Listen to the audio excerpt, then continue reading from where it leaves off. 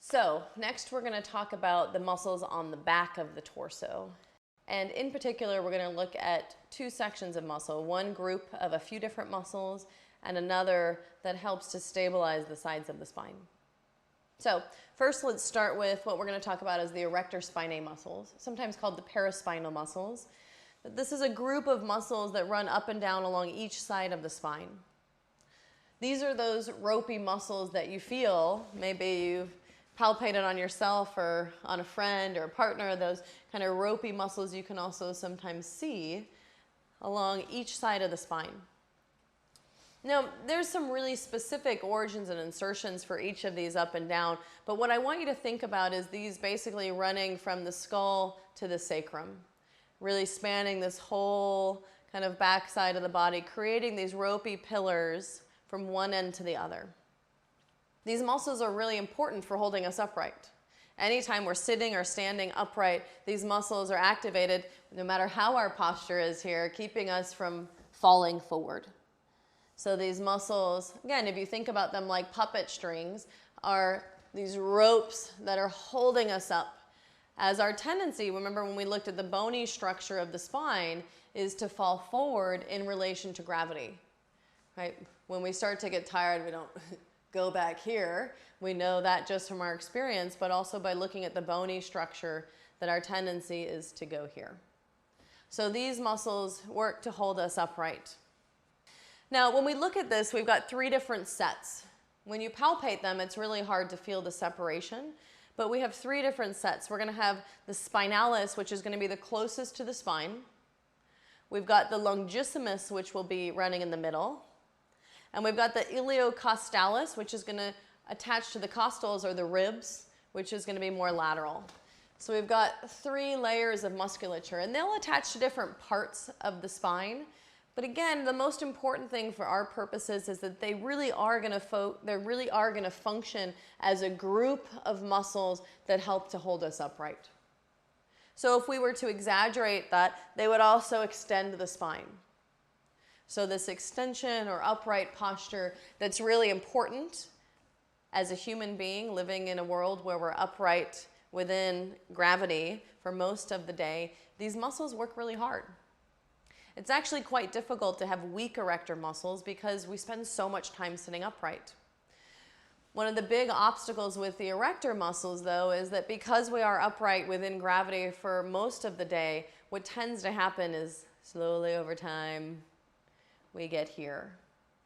And so it almost is kind of this like microscopic strain that's happening to the muscles as we elongate them to come into this posture, but they're still having to fire to hold us upright, which is why these muscles can get so irritable when we're sitting for long periods of time, because they're getting slightly strained as we start to round forward in relationship to gravity, but they're always active to some extent to keep us upright. So really the balance of these is finding not necessarily strength, but that engagement to help us posturally, and that circulation through this tissue that becomes really tight. So when we look at these, they can tend to be really tight and strained from sitting for long periods, and just gentle movement can be really important for restoring that circulation and oxygenation of the tissues to restore that pliability. So when we look at these, there's some great ways to work on the erector spinae muscles to help rejuvenate and invigorate these erector spinal muscles that have to work so hard. One of my favorites is Shalabhasana. Shalabhasana or locust, as well as cobra pose. So where we're coming down on our stomach and lifting up, actively extending the spine in relationship to gravity. So remember, gravity is pressing down on us. I'm lifting up against gravity, so I'm really actively extending the spine, which can be a great way to reinvigorate and circulate through those tissues that become so tight and strained over time. Now, cobra can also be one, especially where I'm doing cobra with less emphasis on my hands. Clearly, I can just use my arms here and come up into cobra, or I can keep it a little bit more active. So anytime I'm more actively extending the spine here in Shalabhasana or cobra. Now also think about tabletop with the arm and the leg extended is kind of a similar, right? So here's Shalabhasana. Well, we could even say it's here to make it look just like tabletop. Here's a slightly lifted version of that. And here's an even higher version of that. So all of these variations will help to actively engage those erector spinae muscles, those ropey muscles running up and down from the skull to the sacrum. And again, actively shortening them because they do tend to be in this kind of strained position all day long to help invigorate and create circulation through the tissues there. We also have some nice ways to stretch the erectors. Cat pose, so on our hands and knees, rounding and stretching here. I can even lean back a little bit and get a little bit more of a stretch. Shoulder stand can be a nice way to stretch out the erector spinae muscles. And even crow pose, similar awareness as cat pose to round and stretch the spine. The key here is helping to actively engage the muscles so that we're finding that new kind of postural scenario rather than straining them in this poor posture all day long. So this active engagement to help create circulation and rejuvenate the tissues that become so fatigued to living in this sea of gravity that we stand upright in all day long. So the next one we're going to look at is the Quadratus Lumborum. So if we look down here at the lumbar spine, the Quadratus Lumborum is going to run in between the iliac crest, the transverse processes of the lumbar spine, and the bottom rib here, the bottom of the ribs. So with that in mind, you can visualize, and there are different muscle fibers. Some go from the iliac crest to the lumbar spine, some go from the lumbar spine to the ribs, some go from the ribs to the iliac crest. So it creates a really strong complex here that helps to create lateral stability. And if you look from the side view, you'll start to understand this. So we've got the erector spinae as these ropey muscles that really support the backside of the body. We looked already at the psoas, which creates these pillars which are a little bit more on the front side in relationship to the erector spinae, the front and the sides of the spine. Then right in between, now we've got the Quadratus Lumborum that's going to go from the ribs and the lumbar transverse processes to the iliac crest to create more of this lateral stability in between. So we've got erectors on the back, psoas more on the front, Quadratus Lumborum kind of right in the middle. So as you can imagine here, if I were to draw these 2 points toward each other, and again, he's got a rod, so he's not going to move too much, but you can see that I would laterally flex the spine. So I've got this lateral flexion that's happening.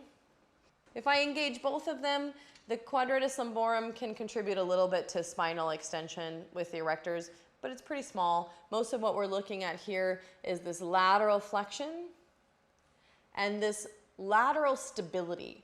So imagine if one side contracts and laterally flexes the spine, or if both sides have just a low level tone, it'll hold me upright. So one side really contracts and takes over, it takes me into lateral flexion, but when they contract gently together, it supports this lateral stability of the spine. And in my experience, this is a really important part of lower back pain that often gets overlooked, are these lateral stabilizers. In fact, maybe you've experienced yourself doing a lot of these side body focused classes and the back feels so nice afterwards. Clearly, there's a lot more to lower back pain, and it's a lot bigger picture that we could talk for a long time on. But these lateral stabilizers are a really important part of the spine that we forget about. We think about the back a lot, and we think about the abdominals, but these lateral stabilizers are very significant for the support of the back. So, the Quadratus Lumborum, when we look at this one, some of the poses that we look at are going to be somewhat similar to another group of lateral muscles that we already looked at. So remember when we looked at the hip, we looked at the abductors, the gluteus medius primarily.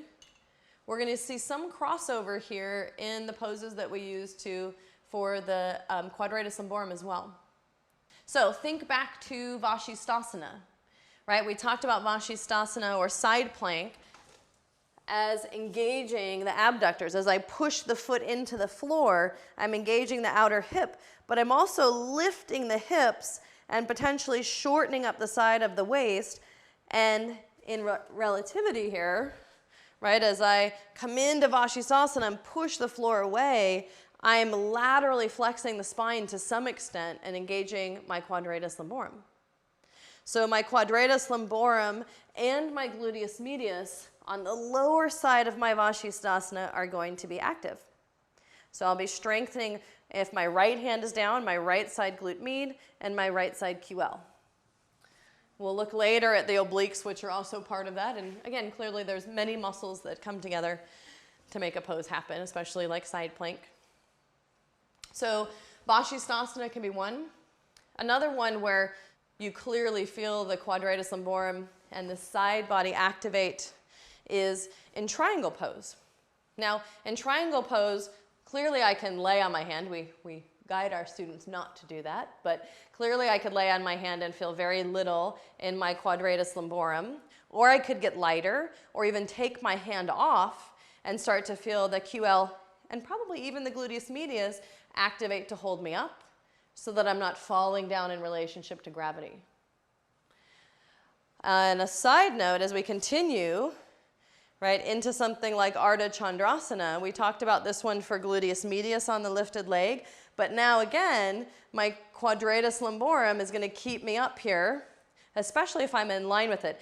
Now, if I take my hand to Fred's stool there, to the floor or to a block, I'm probably not going to feel a lot of my quadratus lumborum if I'm laying all of my weight on my hand, which is why I personally really love to teach half moon up a little higher so that you can feel those lateral stabilizers here supporting the spine and supporting the hip.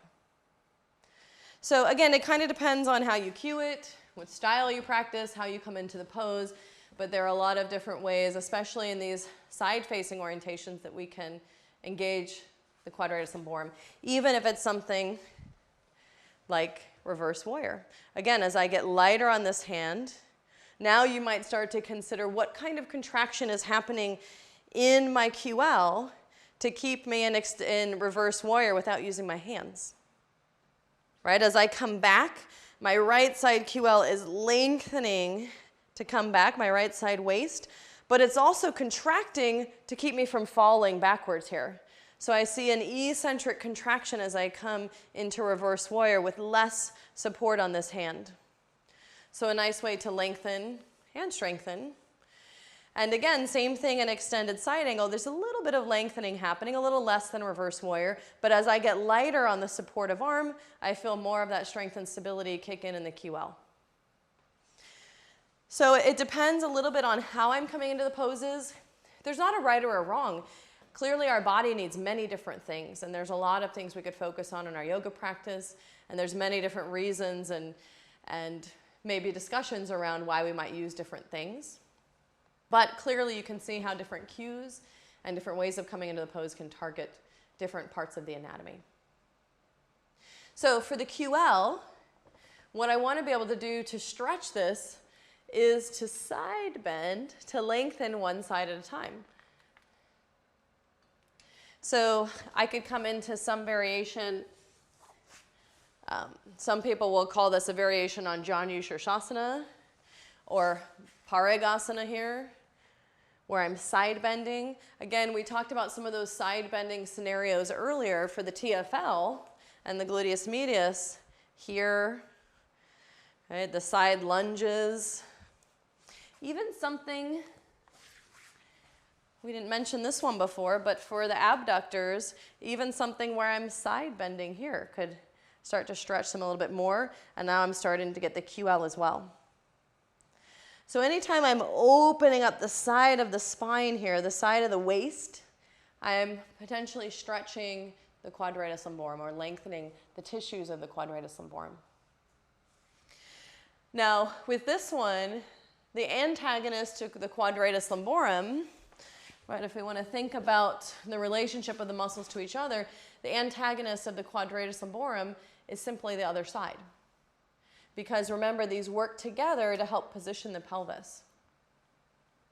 And just to plant some seeds for you to chew on in your own time, we'll also consider this as a really significant muscle anytime there are pelvic asymmetries, a lot of times in scoliosis, SI joint problems, low back problems, anytime there's some changing of the pelvis. So it's not always just the spine laterally flexing, but also the pelvis lifting. And this can be from repetitive motions, maybe crossing one leg all the time, maybe leaning into one hip all the time. Generally speaking, these usually come, a lot of the patterns that we see in the body come from the things that we do over and over and over again. So something you can chew on and play with in your own experience to see if you feel a difference in them, if there are things that you're doing over and over, that these are really important for keeping the pelvis level, working with the gluteus medius, which we talked about is a really important stabilizer of the pelvis, and now the low back as well with the quadratus lumborum.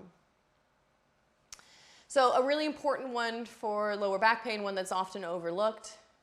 The last thing I want to mention about this one is to put it into context with some of the other muscles we've looked already.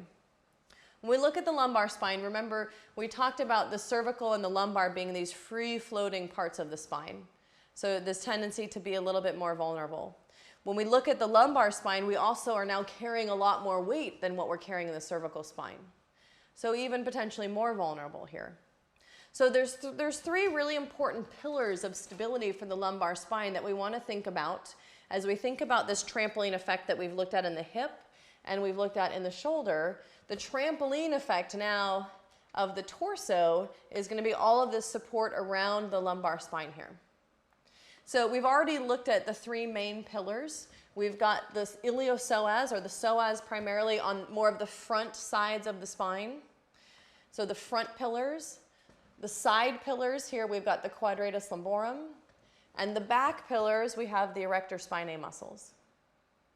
So with that, what we're thinking about, if you can imagine these like puppet strings, not only are they working to support us in transitions, but even posturally, where one side might be tighter or weaker, or one part of the system.